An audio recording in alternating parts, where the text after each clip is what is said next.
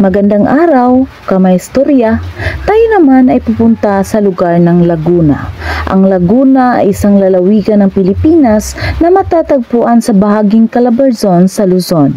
Santa Cruz ang luklukan ng pamahalaan nito at matatagpuan sa timog silangan ng Kalakhang, Maynila, timog ng lalawigan ng Rizal, kanluran ng Quezon, hilaga ng Batangas at silangan ng Cavite.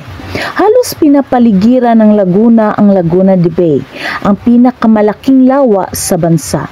Nakuha ng lalawigan ang pangalan nito mula sa Kastilang salita na lago na nangangahulugang lawa.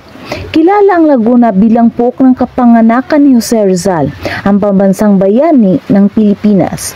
Kilala din sa mga dayuhang namamasyal ang talo ng pagsanhan, liwasang bayan ng Pila, Laguna, ang mga inukit na ukahoy na nilikha ng mga tao sa Paete at Pakil, ang mga maiinit na bukal sa Los Baños, sa gulod ng bundok Makiling, at ang Hidden Valley Springs sa Kalawan.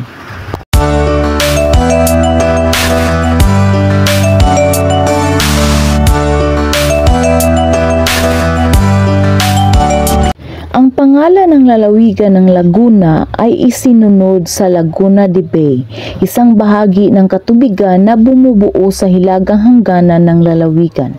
Ang Laguna de Bay naman ay isinunod sa pangalan ng bayan ng Bay. Ang salitang Laguna de Bay ay hango sa salitang Kastila na nangangahulugang lawa ng Bay, ang pinakaunang punong bayan ng lalawigan.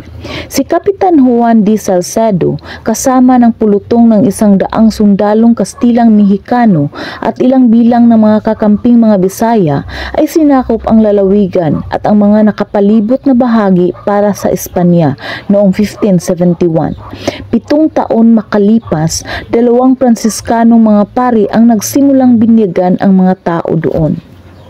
Isa pang tradisyon ng Laguna ang Anilag Festival. Ito ay isang linggong pagdiriwang na nangyayari sa buwan ng Marso. Ang Anilag Festival ay ginaganap sa pamamagitan ng pasasalamat sa mga taong nagbasbas noong mga nakaraang taon.